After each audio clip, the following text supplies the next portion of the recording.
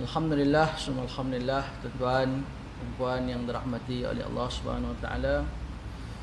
Syukur kita kehadrat Allah Subhanahu wa taala kerana dengan limpah taufik hidayah inayah daripada Allah Subhanahu wa taala, sekali lagi dapat kita hadir ke rumah Allah, dapat kita menunaikan salat fardu maghrib secara berjemaah, kemudian dapat sama-sama kita berada di dalam majlis ilmu. Mudah-mudahan segala amal soleh kita ini diterima di sisi Allah Subhanahu wa taala, dan kita akan bergembira ketika mana kita membaca buku catatan amalan kita pada hari kiamat kelak, insya-Allah. Amin ya rabbal alamin. Baik, kita terus menyambung pengajian kitab kita, yang mana kita dah di akhir seruan ya ayyuhalladzina amanu atti'ullaha wa atti'ur rasul tu. Tinggal muka surat 366 tu di bawah tu sikit, yang mana apa yang ditulis oleh pengarang ni kita baca, insya-Allah. Mudah-mudahan ada keberkatannya.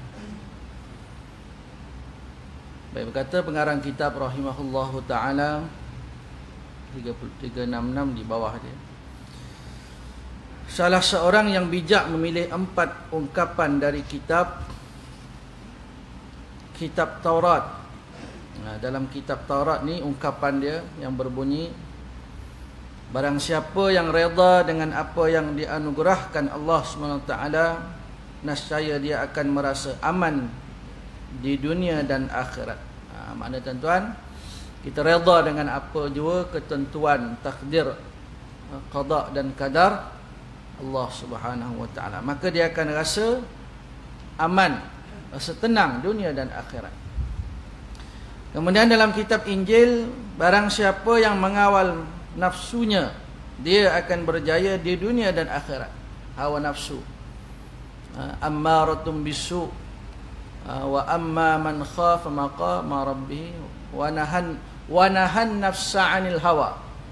Dia lawan hawa nafsu dia tak ikut hawa nafsu dia. Kita di dunia ni tuan-tuan, kalau kita ikut hawa nafsu kita, kita malas beribadah. Tak wajib pun pergi surau masjid, kita ikut nafsu kita. Itu sunat je, itu tak wajib pun, maka itu semua kehendak nafsu. Nafsu dia tak suka kepada perintah-perintah Allah. Nafsu ni dia suka kepada keseronokan. Kerana nafsu ni tuan-tuan, dia menghalang kita daripada beribadah kepada Allah Ta'ala. Kemudian dalam kitab Zabur, barang siapa yang mengasingkan diri dari manusia, dia akan selamat di dunia dan akhirat. Jadi ungkapan dalam kitab Zabur, siapa yang mengasingkan diri. Mengasingkan diri ni makna beruzlah.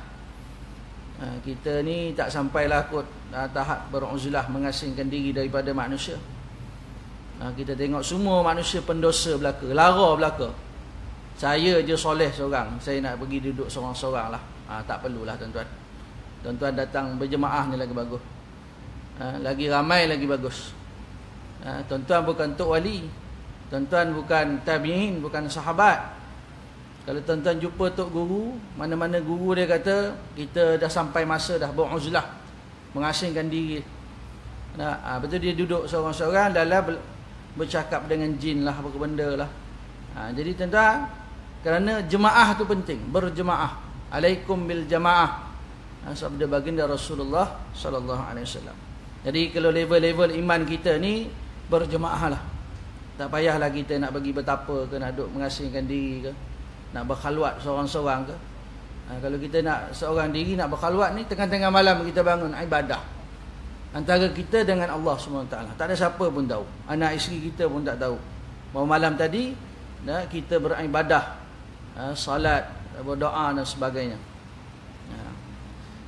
Baik, kemudian ungkapan dalam suhuf. Kitab suhuf ni, kitab Taurat, kitab Injil, kitab Zabur, kemudian kitab Al-Quran. Suhuf, barang siapa yang menjaga lidahnya, dia akan selamat dari sebarang bencana. Nabi SAW bersabda, siapa yang dapat jaga antara hidung dengan dagu. Maknanya mulut lah. Bainal, apa hadis itu tuan-tuan, lupa saya. Maknanya mulut dengan kemaluan. Dia dapat jaga dua ni, aku jamin selamat orang tu tuan-tuan. Kerana lidah ni dia tidak bertulang. Jadi apa pun boleh kita cakap. Perkara yang tak sahih pun kita cakap. Tak ada sumber pun. Sumber tu sahih ke tak sahih tu belakang cerita. Yang penting kita sembang. Yang penting kita berita sensasi. Yang penting kita viral. Jadi lidah ni tuan-tuan, dia maknanya kita dengar, kita cakap. Orang lain dengar, orang lain cakap. Jadi sampai menyampai. Sebab itu lidah tuan-tuan kita jaga, maka tuan-tuan selamat daripada sebarang bencana. Baik tuan-tuan, penutup daripada seruan ya ayyuhalladzina amanu atii'allaha wa atii'ur rasul ni, tentang taat kepada Allah dan Rasul ni dan kepada ulil amri ni. Kata pengarang, wahai Tuhan, ampunilah kami semua pelaku dosa. Engkau maha mulia, siapa lagi dapat memaafkan dan mengampunkan dosa kami kecuali Engkau. Wahai Tuhan, tiada lagi yang diharapkan kecuali keampunan dan kasih sayang-Mu. Aku tidak mengembalikan masalahku kepada Tuhan kecuali aku mendapatkan kelapangan di sisi-Mu. Aku tidak memohon perlindungan ke atas kesulitanku kepadamu kecuali pintu kesulitan itu akan terbuka. Wahai Tuhan, bukakanlah pintu kemuliaan dan rahmat-Mu kepada kami. Wahai Tuhan, Engkaulah tujuan kami, terimalah amalan kami. Kami bergantung ke atas rahmat, anugerah, kebaikan dan kejayaan-Mu. Wahai Tuhan tu maknanya ya Allah lah. Ya Allah, berikanlah kebaikan kepada kami di dunia dan akhirat. Jagalah kami dari siksaan neraka. Baik, tuan, kita masuk pada seruan seterusnya, iaitu seruan ke-24. Kitab ni tuan-tuan, dia yang ni jilid 1. Dia ada satu jilid yang kedua. Kita pun dah habis separuh dah ni tuan. Baik, seruan ke-24 tentang berwaspadalah dengan musuh dan bersikap bijak ketika perang. Ini seruan ini tuan-tuan, seruan kaitan dengan peperangan lah. Jadi nanti akan disebut tentang bagaimana strategi baginda Nabi SAW merancang dalam peperangan, apa persiapan yang perlu dibuat oleh umat Islam dan sebagainya. Baik, a'udzubillahi minasyaitonirrajim. Bismillahirrahmanirrahim. Saya berlindung kepada Allah Subhanahu wa ta'ala dari segala godaan syaitan yang terkutuk. Ya ayyuhalladzina amanu khudhu hidhrakum fanfiru subatin aw infiru jami'a. Wahai orang-orang yang beriman, bersedialah dan berjaga-jagalah sebelum kamu menghadapi musuh. Khudhu hidhrakum. Kita umat Islam ni, Allah perintahkan kepada orang beriman bersedia. Sedia. Nak sedia apa Ustaz? Maknanya kalau dalam peperangan dengan ilmu pertahan dirinya, kalau hari ni senjata lah, dengan apalah, kalau dulu pedang, tombak, panah dan sebagainya lah. Jadi hari ni kalau pertahanan, Menteri Pertahanan ni askar lah, askar, polis dan sebagainya. Bersedia dan berjaga-jagalah sebelum kamu menghadapi musuh. Kemudian bila dikehendaki, maralah ke medan perang sepuak demi sepuak. Fanfiru subatin, maknanya pergi sepuak-sepuak. Awinfiru jami'a, jika perlu maralah serentak ramai-ramai. Dia dalam peperangan ni dia kena ada perancangan. Nanti kita depan sikit tuan-tuan, bagaimana Nabi SAW strategi Nabi SAW dalam peperangan Badar, dalam peperangan Uhud, dalam peperangan Khandaq. Baik, surah An-Nisa ayat 71. Keterangan dan penjelasan. Dalam seruan ini Allah SWT mengingatkan hambanya yang beriman untuk bersiap sedia menghadapi musuh. Musuh ni tuan-tuan, kita jangan apa? Maknanya tak bersiap lah. Maknanya kita kata tak ada apalah. Contohlah kita di Malaysia gini lah. Ya, maknanya kita kata Malaysia ni dah aman dah, tak ada apa-apa dah. Kita sebagai rakyat, kita rasa aman je. Tapi yang jaga apa? Sempadan. Yang jaga sempadan, yang jaga tentera daratnya, tentera lautnya tuan-tuan. Dia orang tuan-tuan. Malam berjaga lagi. Yang tidurnya kita. Pertahanan. Itu Nabi SAW tuan-tuan, dimuliakan oleh Allah SWT, dia sentiasa bersedia. Dan dia sediakan sahabat-sahabat Nabi SAW. Kita sebut apa, nak jadikan orang tu semangat, rekrut apa, jadikan askar lah. Dulu ada apa, PTN apa yang lantih budak-budak tu, PLKN. Ni tuan pengurusi kita, masya-Allah. Dia tahu sangat, dia tahulah pertahanan ini. PLKN hari ini dah tak ada tuan-tuan. Baik. Maka orang beriman ni Allah ingatkan kena siap sedia untuk menghadapi musuh. Jika bilangan musuh ramai, mereka perlu bersiap sedia untuk mengetahui kesesuaian dan perbezaan. Nanti tuan-tuan depan sikit. Tak tahu sempat tak malam ni. Tentang bagaimana strategi baginda Nabi SAW dalam peperangan Badar. Kalau musuh tu ramai, maka kita kena siap sedia, kita kena tahu kesesuaian dan perbezaan. Contoh tuan-tuan yang dimuliakan oleh Allah SWT, bila nak berperang, Nabi SAW ni dia tanya berapa ramai jumlah musuh. Dia tangkap tukang masak. Kerana dalam peperangan ni dululah, tukang masak dia cari air. Dia pergi cari air, dia nak buat masak. Dia buat air ke, nak buat kuah ke. Jadi dapat ditangkap. Tangkap tanya, berapa ramai musuh? Kalau dia tak jawab, tukang masak ni dia akan masak, dia tahu banyak mana masak. Dia nak masak berapa ekor unta. Jadi daripada tukang masak tu, kita dapat tahu kamu masak satu hari berapa ekor unta. Dia cakap 10 ekor. Maka 10 ekor ni, tentera kafir ni 900 ke 1000 orang lah ni. Nampak? Mana boleh tahu tuan-tuan. Maknanya bila dah tahu 1000, jumlah tentera Islam berapa? 300 lebih. Itu dalam 313 dalam peperangan Badar. 1000 nak lawan 300. Macam mana? Kena ada perancangan. Begitu juga dalam peperangan Khandaq. Khandaq ni maksud dia parit, dia buat parit. Parit tu besar mana dia korek? Kira-kira kuda tu tak boleh loncat, tak lepas. Dulu punyalah. Jadi sekarang ni wallahu alam macam mana dalam payah nak sebut strategi, payah sebut je, merancangnya macam mana. Kalau nak berperang ni, kalau tengok mak kilau tu, tengok dekat tak kena mak kilau tu, dengan pistol tu dia tak kena. Dalam filem lah agaknya.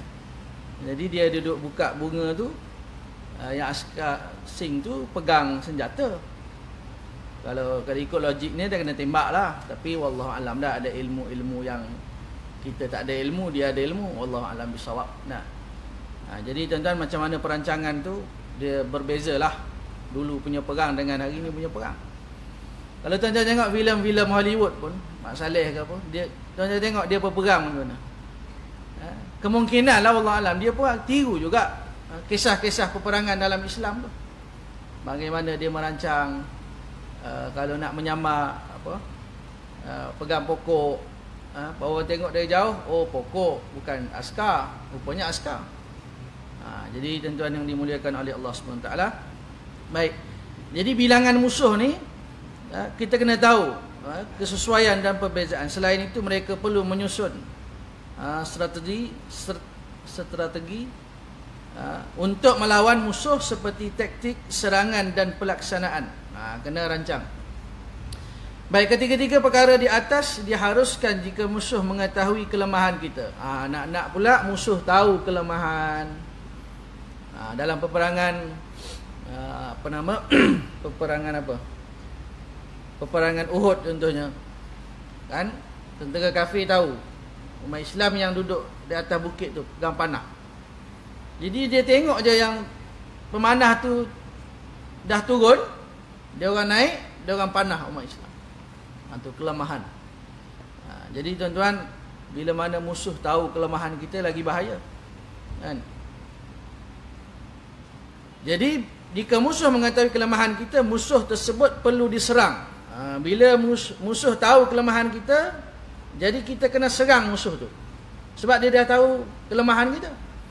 Kelemahan dari segi askar jumlah sedikit ke, senjata yang tidak mencukupi ke, yang kurang dan sebagainya. Tahu je musuh. Bila kita tahu musuh tahu kelemahan kita, kita kena serang dia. Attack. Main bola atau apa? Counter attack. Serang. Serang balik tuan-tuan. Supaya apa? Supaya sebelum dia serang kita. Sebab dia dah tahu kelemahan kita. Kita akan terancam jika tidak menyerang mereka. Mereka dah tahu kelemahan kita, dah tahu kelemahan tentera Islam, maka kita kena serang dia sebelum dia serang kita. Sekiranya kita tidak diancam di negeri sendiri, kita akan terancam di negeri musuh. Biasa tuan-tuan, kalau kita berada di tempat kita, kita tahu selok belok jalan. Contohnya Nabi SAW bertanya kepada sahabat, macam mana kita nak bertahan di Madinah ataupun kita nak keluar berperang di luar. Maka banyak pendapat sahabat Nabi SAW. Ada yang kata kita bertahan, ada yang kita keluar berperang. Maka Nabi SAW sentiasa bertanya kepada para sahabat Nabi SAW, mereka akan menentang jika kita menegakkan agama. Jadi nak sebarkan agama itulah menjadi sebab kafir ni menyerang Islam, menyerang baginda Nabi SAW. Sebab menegakkan Islam, menegakkan kalimah Allah di atas muka bumi. Maka itulah menyebabkan kafir ni, musuh Islam ni menyerang Islam. Keadaan semakin bahaya apabila kita melakukan perjalanan ke negerinya. Apatah lagi tuan-tuan, kita keluar daripada negeri kita. Kita dalam perjalanan. Kita dalam perjalanan, mereka boleh serang kita. Kesemua ini telah dijelaskan oleh Allah SWT melalui firman-Nya, bersiap sedialah kamu. Selain itu Allah SWT berfirman, ini dalam surah Al-Anfal, wa a'iddu lahum mastata'tum min quwwatin. Saya ingat sebelum ni ada juga bab perang. Seruan apa ya? Bab perang sebelum ni ada. Sebab macam terngiang-ngiang masih teringat. Sebab firman-firman Allah Ta'ala ni dia, ya ayyuhalladzina amanu, wahai orang-orang yang beriman ni, ada yang seruan perang itu beberapa seruan, banyaklah. Dan sediakanlah untuk menentang mereka musuh yang menceroboh segala jenis kekuatan yang dapat kamu sediakan. Mastata'tum min quwwah, daripada apa? Wa mir ribatil khail, yang dapat kamu sediakan dari pasukan-pasukan berkuda yang lengkap sedia. Ribatil khail, al-khail ni kuda. Dulu tuan-tuan siapkan kuda lah. Kita tengok yang hari ni ada kuda-kuda yang saiz dia besar tu.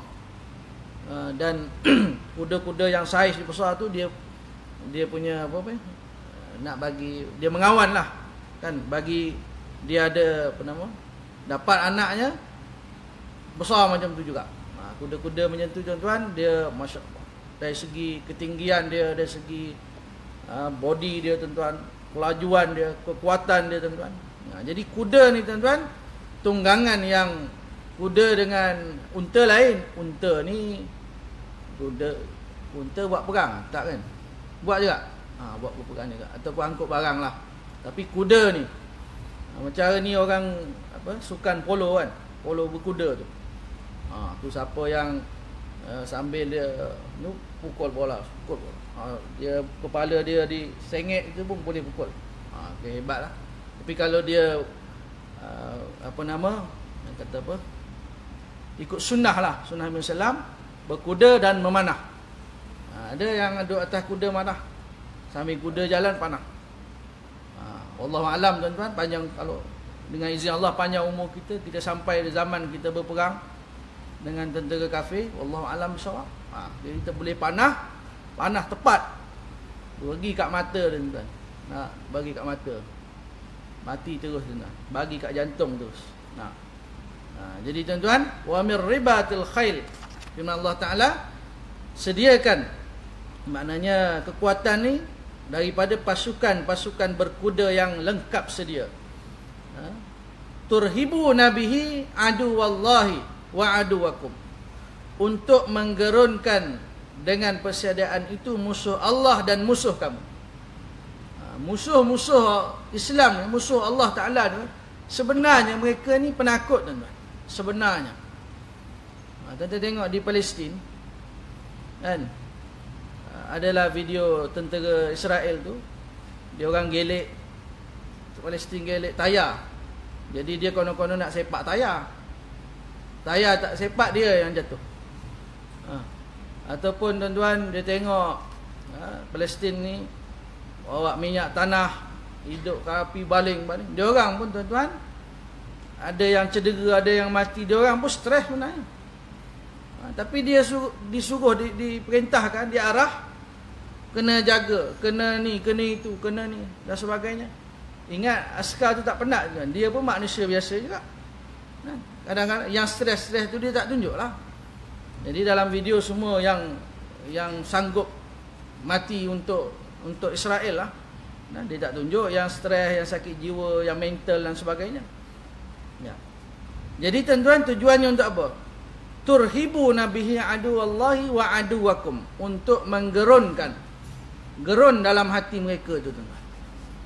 Dari segi luaran mungkin hebat, mungkin hari ni ada negara kafir, bila hari kemerdekaan dia tunjuk hebat, senjata dan sebagainya tuan-tuan. Hakikatnya dia takut, kerana dia takut kepada kematian. Kita mujahidin kita tak takut, tak takut kepada kematian, berani. Dan para syuhada dulu, ahli Badar, semua ada kemuliaan dia, yang mati dalam peperangan. Maka kita nak bawa tuan-tuan semangat peperangan itu. Bukan makna sebut Islam jihad, kira nak bunuh orang, ini bukanlah. Tapi tuan-tuan, kita nak cerita macam mana tuan-tuan keberanian sehingga gerunnya tentera kafir ataupun musuh-musuh Islam, musuh Allah Ta'ala ni kepada tentera Islam, kepada Nabi SAW. Wa akharina min dunihim la ta'lamunahumullahu ya'lamuhum, serta musuh-musuh yang lain dari mereka yang kamu tidak mengetahuinya. Maksudnya tuan-tuan, ada musuh-musuh yang tidak diketahui. Contoh munafik, umat Islam tak tahu. Dan ada juga yang Nabi SAW sendiri tak tahu, melainkan setelah Allah wahyukan. Allah wahyu pada Nabi SAW, baru Nabi tahu. Contoh tuan-tuan, Nabi Nuh AS, dia sedih anak dia tak nak naik. Ya bunayya yarkam ma'ana wala takum ma'al kafirin, jangan bersama dengan orang kafir. Anak dia tak nak, anak dia kata tak apa, saya panjat. Kemudian Nabi Yunus kata kepada Allah SWT, itu anak saya, min ahli, daripada keluarga saya. Kata Allah SWT, innahu amalun ghairu salih, anak kamu itu amalannya tak salih, dia bersama dengan orang kafir. Lepas tu baru Nabi Nuh AS beristighfar, innahu amalun ghairu salih fala tas'al lima laysa laka bihi ilm inni a'idzuka an takuna minal jahilin. Qala rabbi inni a'udzu bika an as'alaka ma laysa li bihi ilm Ya Allah, aku meminta sesuatu yang aku tidak ada ilmu, tidak mengetahuinya ya Allah. Maka Nabi Nuh AS memohon keampunan pada Allah Ta'ala. Maka Nabi juga ada, Nabi Rasulullah SAW ada perkara-perkara yang mereka tidak ketahui, melainkan setelah mana Allah wahyukan kepada mereka. Setelah mana Allah berfirman, Allah bagi tahu, baru mereka tahu. Jadi tuan-tuan, musuh-musuh yang lain dari mereka yang kamu tidak mengetahuinya, sedang Allah mengetahui. Allahu ya'lamuhum. Wa ma tunfiqu min syai'in fi sabilillahi yuwaffa ilaikum wa antum la tudlamun. Dan apa saja yang kamu belanjakan pada jalan Allah akan disempurnakan balasannya kepada kamu dan kamu tidak akan dianiaya. Surah Al-Anfal ayat 60. Apa saja yang diinfakkan tuan-tuan. Zaman Nabi SAW tuan-tuan, apa saja. Ini sedekah, ini ada unta, bagi unta. Yang ni ada dinar, dirham, bagi. Yang ni ada baju perang. Yang ni ada yang tak ada apa nak disedekahkan. Nah, ada yang bagi anak. Ya Rasulullah, ini anak saya. Untuk fi sabilillah. Nah, didiklah dia, besar dia jadi boleh pergi berperang. Jadi ke mana dalam peperangan Badar ada mana kanak-kanak yang ketika mana kafir cabar dalam peperangan Badar tu, kafir Quraisy cabar. Ya Muhammad, Nabi SAW bagi keluarkan 3 orang, kita hadap, kita lawan dulu sebelum permulaan, sebelum pertembungan Yaumal Taqal Jam'an, pertembungan 2 Yaumal Furqan, hari dalam peperangan Badar tu. Maka ada maknanya remaja lah. Maka Nabi SAW tengok, ni pula ada kanak-kanak pula ni, mana remaja tak cukup umur lagi lah, dah turut serta dalam peperangan. Hebatnya tuan-tuan orang dulu-dulu. Jadi baik, maka apa saja yang kita infakkan tuan-tuan, maka Allah Ta'ala akan sempurnakan balasannya. Allah Ta'ala tak akan aniaya kita. Baik, seseorang yang memahami perintah tersebut akan mencari jalan untuk melaksanakan suruhan Allah SWT, sama ada amal perbuatan maupun ilmu pengetahuan. Jadi tuan-tuan, kalau kita faham perintah Allah ni tuan-tuan, kita akan cari jalan untuk kita melaksanakan suruhan Allah itu, perintah Allah, sama ada perbuatan maupun ilmu pengetahuan. Aspek pengetahuan termasuklah keadaan musuh. Kena tahu tuan-tuan, keadaan musuh, daerah, negeri, jalan, keadaan psikologi, gunung dan sungai yang mereka miliki. Mungkinlah zaman kita ni dah canggih lah, jadi kita boleh kias lah macam mana. Maka teknologi hari ni pun kita kena belajar. Hacker kan. Hacker. Kalau orang pandai, dia boleh masuk dalam ni punya musuh kafir punya laman web dan sebagainya. Ataupun kita bagi dia kita ada video tentera mereka kalah, kita ambil, kita bagi dia mental, bagi dia tertekan dengan video tu, kita ejek dia, bendera dia ke, kita buat mana, kita gunakan teknologi tu, apa saja kita belajar. Tujuan untuk melemahkan musuh tu, tujuan supaya dia rasa gerun dengan Islam.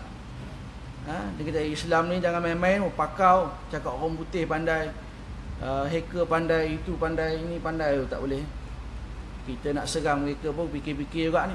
Contoh ni tuan. Biar dia takut.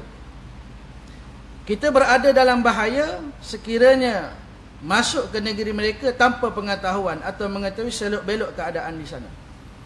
Nabi SAW tuan, dia punya spy atau mata-mata ke apa. Orang dulu-dulu tuan-tuan, dia tak ada telefon, tak ada apa. Macam mana cara tuan? Jarak Madinah, Mekah, Syam. Ketika mana Nabi SAW nak menahan rombongan Abu Sufyan tu, macam mana? Dan Abu Sufyan pun ada orang dia. Kamu pergi dulu, tengok laluan tu clear tak? Walaupun mengambil masa lah, mungkin beberapa hari lah, tapi berita dapat. Sebab itu tuan-tuan yang dimuliakan oleh Allah SWT, kena tahu selok-belok. Walaupun hari ni kita rasa tak ada apa-apa tuan-tuan, wallahu alam, kita tak minta peperangan, kita tak minta, wal'iyadu billahi min zalik, kita nakkan keamanan Kita nakkan negara kita ni tuan-tuan, masya-Allah, baldatun tayyibatun wa rabbun ghafur. Tetapi kalau Allah mentakdirkan, kita tak boleh elak. Allah takdirkan, kita tak boleh elak. Kita kena hadap. Dan kita tidak boleh lari daripada peperangan kalau Allah Ta'ala mentakdirkan. Tapi kita berdoalah kepada Allah agar Allah pelihara negara kita daripada persengketaan, perselisihan, apatah lagi pertumpahan darah. Kita minta jauh. Baik, selain itu kita perlu mempelajari mengenai senjata. Ini kata pengarang tuan-tuan, senjata. Kalau nak beli pistol kena ada lesen. Kalau tuan-tuan ada kemampuan, berapa harga pistol? Kalau di negara mana tak tahu. Jual, dia buat sendiri je. Buat pistol tuan-tuan. Tapi dalam negara kadang-kadang tak ada undang-undang. Negara kita jangan. Ada sebiji peluru dalam kocek kita. Kena siasat dari mana peluru. Peluru yang betul lah, peluru plastik tu tak apa lah, peluru budak-budak tu. Ataupun tuan-tuan, orang jaga kebun durian, dia ada pistol tu, panjang tu. Dia punya peluru dia biji besi kecil je. Lepas tu dia sorok-sorok. Rupanya dia kata ni salah. Sebab dia ubah suai. Walaupun orang kata apa, bukan senjata, bukan untuk tembak orang lah, tembak tupai, tembak monyet, jaga kebun durian. Dia takut-takut. Jadi ada bagusnya juga negara yang ada undang-undang ni. Tak adalah sikit-sikit bergaduh tembak, gaduh tembak. Tuan-tuan tengok Saddam Hussein tuan-tuan dulu, dah arwah lah kawan tu. Dia pergi mana-mana pistol lah sini. Tengok satu video dia di Masjidil Haram. Dia punya bodyguard pun bawa senjata. Macam mana masuk Masjidil Haram bawa senjata? Tak tahulah tuan-tuan. Berkuasanya Saddam dulu lah. Sekarang mana dia tuan-tuan? Duduk alam barzakh dah sekarang. Baik, dah masuk dah. Kita beri laluan pada azan insya-Allah.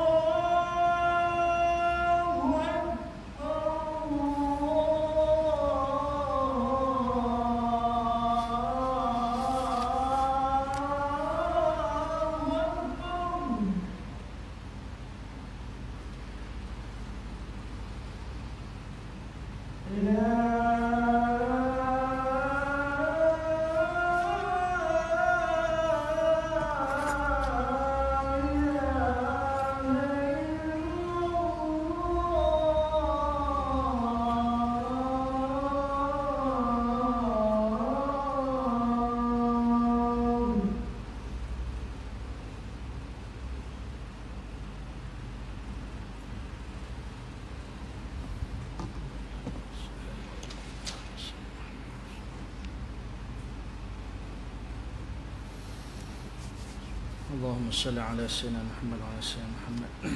Sikit tuan-tuan. Kata pengarang kitab rahimahullah. Kata pengarang kitab, selain itu kita perlu mempelajari mengenai senjata dan penggunaannya. Maknanya tuan-tuan belajar tentang senjata dan cara menggunakannya. Jadi kita Malaysia ada undang-undang tuan-tuan. Senjata apa yang perlu kepada lesen, ambillah lesen. Jangan nak tunjuk hero tuan-tuan. Pasal-pasal kena tangkap pula. Senjata yang tak perlu lesen tak apa. Kalau perlu pada lesen, kita nak juga ada, kita nak beli, kita nak dapatkan, kita nak guna dan sebagainya, tuan-tuan perlukan kita ambil lesen. Hal ini dikatakan bersikap siap sedia jika pengetahuan itu berdasarkan teknik kimia, fizikal dan graviti. Kita wajib mengetahui atau mempelajarinya. Pada zaman moden ini, sikap siap sedia tidak akan tercapai tanpa kawalan terhadap musuh setiap masa.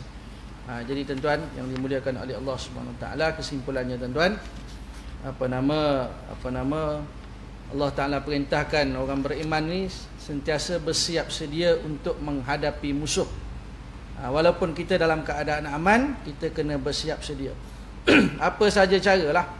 Kita nak belajar silat ke, kita nak belajar ilmu kebal ke, jangan sesat sudahlah tuan-tuan. Belajarlah ilmu apa saja tuan-tuan. Yang penting ilmu itu tidak bercanggah dengan syariat Allah. Nak belajar ilmu apa tuan-tuan, rujuk dulu.